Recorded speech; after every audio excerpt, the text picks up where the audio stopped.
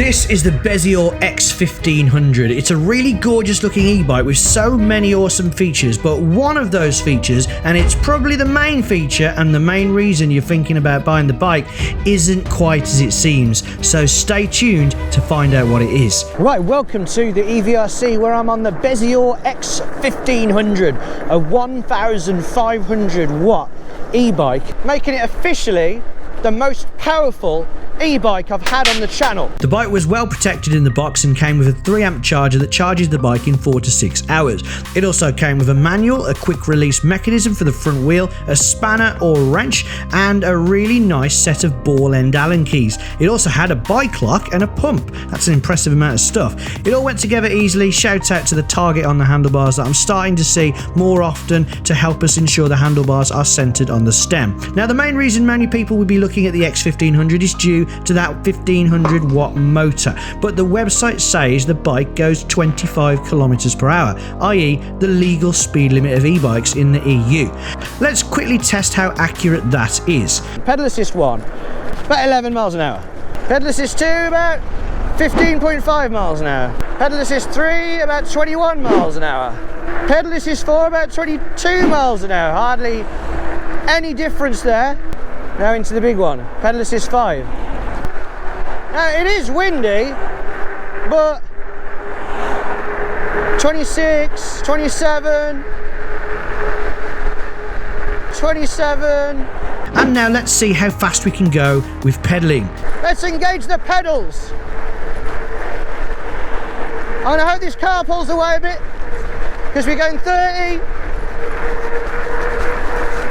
31, 32, I'm actually trying, 33,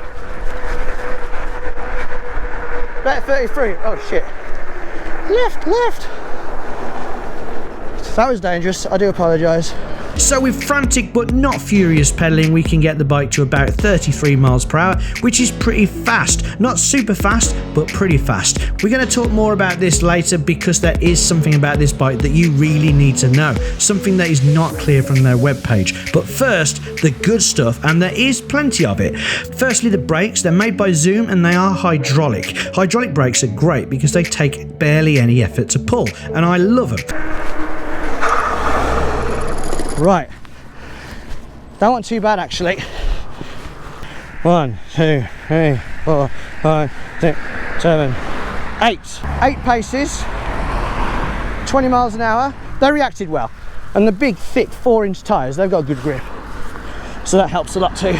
The suspension is also very nice. The rear suspension makes you glide over bumps, barely feeling a thing. Lucky because the saddle does look like it should be uncomfortable, but maybe due to that suspension, it wasn't uncomfortable at all. The front suspension is also very usable and lockable.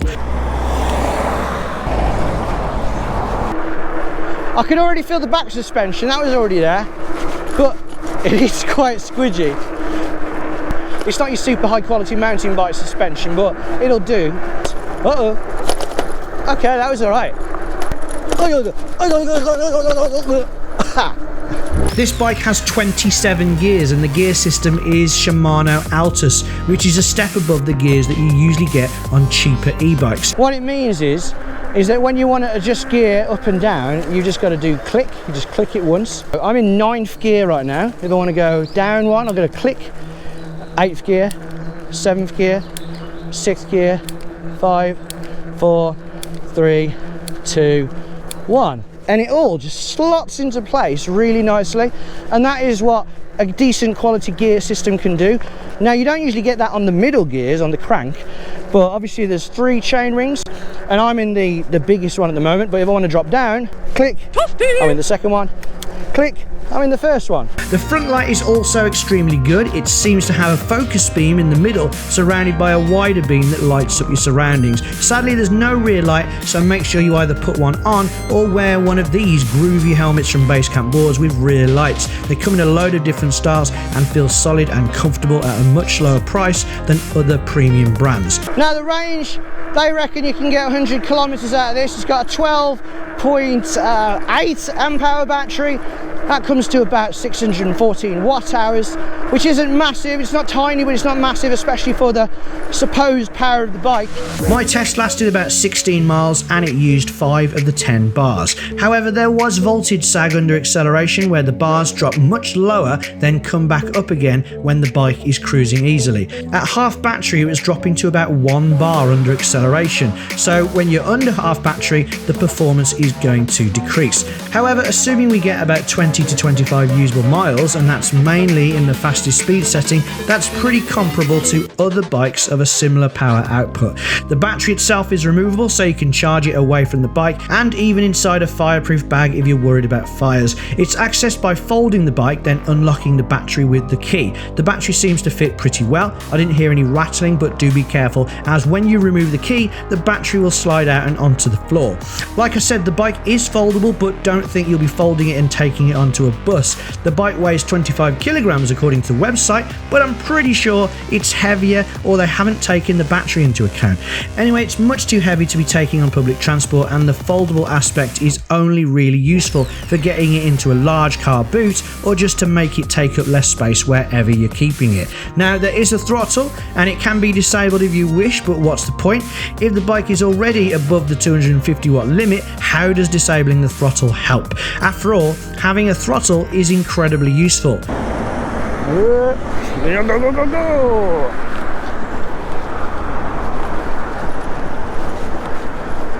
But this also brings us to our first negative. Now, straight away, the first thing I'm noticing with this e-bike is that it's got that S700 computer, which is quite an old one.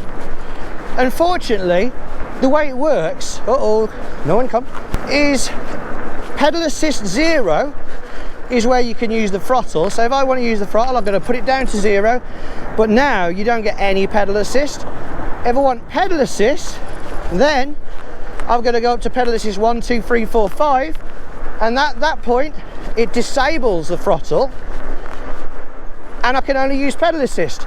Now you can delve into the settings and change that around. You can totally get rid of the throttle so it does nothing, or you can totally get rid of pedal assist so it does nothing. It doesn't have much synergy of the way it all works together. Like, I really would like throttle and pedal assist to be in the exact same mode, rather than me having to full on hold the throttle. See, as I came on that curve then, what I would have liked to do is, I was in pedal assist 5, I slowed down, I pulled it up, and because it takes a while sometimes for pedal assist to kick in, I would have liked to throttle away, but to do that I'd have to quickly get down to setting 0 to use the throttle. The throttle itself doesn't seem that strong for some reason. This is a 1,500 watt bike. I'm going 15 miles an hour. I'm full throttle right now. Okay, I really don't want to make you wait, so let's do that hill climb now and see how the bike gets up Sandy Lane. 1,500 watts, the most powerful e-bike we've had on the channel. 3, 2, 1, go.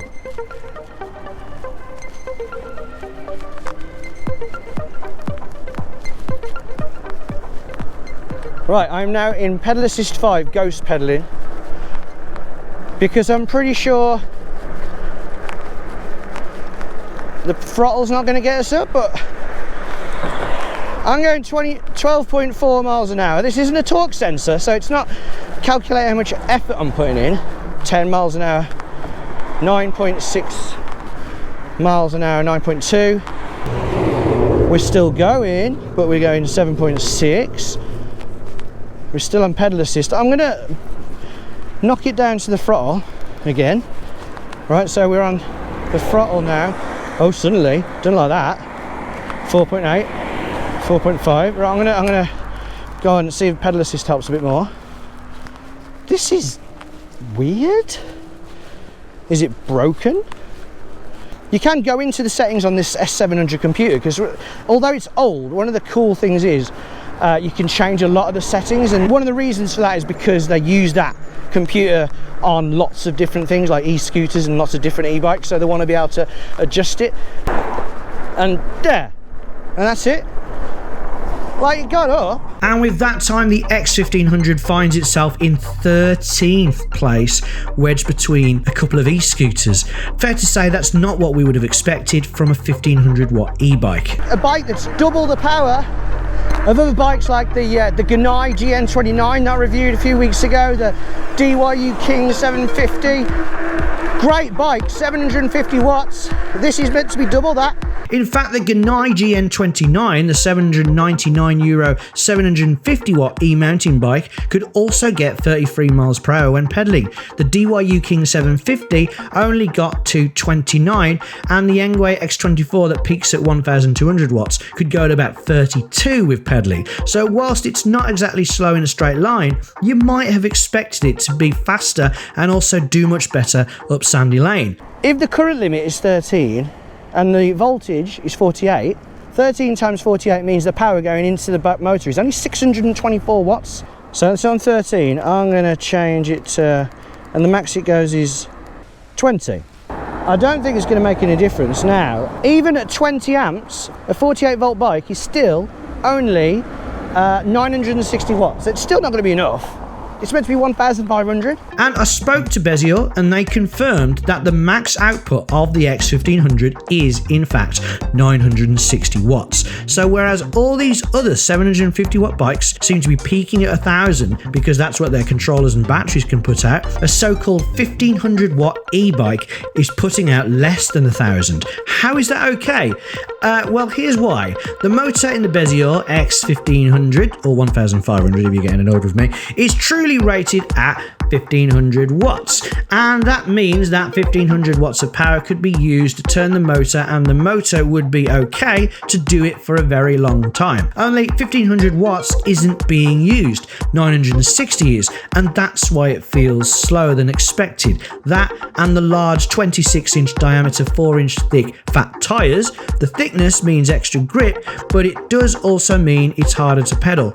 The large diameter also means more top speed but less instant torque, so that's one of the reasons it didn't perform up sandy lane. But then again, the DYU King750 has 26-inch wheels too, and the Gunai GN29 has 29-inch wheels, and both were much faster. But do these fat tyres make it pretty much impossible to ride under no power? That's not too bad. There's nothing in the motor that's getting in the way of pedaling, making it hard. The tyres have got a lot of rolling resistance though, so over a long period of time I probably wouldn't want to, but it feels alright. I feel like if I had to, I could pedal this bike home if it ran out of batteries. So you don't need to be an Olympic cyclist to ride the bike without power, but getting on the bike in the first place is another story. Something I am doing with this bike is whenever I get on, I keep kicking that. You're gonna get up high over that, like a ballerina. In all honesty, the mudguards are fine. They're a bit flappy, but they definitely work. The sad thing about this bike is the fact that it's meant to be 1,500 watts, double most of the other fast bikes I've got. It's all a bit underwhelming. There's so much to like about this bike: the great gears, the brakes, the suspension, the looks, the light, the top speed, and of course the price isn't bad either. But the fact that we're expecting a bike with the actual power of 1,500 watts but not getting one leaves a huge sour taste in the mouth. I would suggest that Bezior do one of two things. They either rename it the X750 and maybe even use a lower rated motor, making it also legal in America too. This would lower expectations, meaning less disappointment, or preferably they change the computer and speed controller so that the bike actually generates 1,500 watts of power, and also so that the throttle works in all pedal assist modes. Now that would be a bike I'd want to ride. So as it is, it basically performs like a 750 watt e-bike, and since it's similarly priced, it's actually pretty good as long as you aren't expecting something twice as powerful. But its biggest problem is that Gunai GN29. It's faster and it's loads cheaper, but it does have lower quality components and it doesn't look as cool. But you should still definitely check out the reviews of that bike as well as the DYU King750 if you want a similar fat style. I'll leave links to them at the end of the video. So that was the Bezior X1500. Thank you so much for watching this far into the video. If you got something out of it, don't forget to hit that thumbs up button. And if you like e-bike content and you want to know which bikes are good and which bikes aren't so good, then don't forget to subscribe. And until next time, ride safe.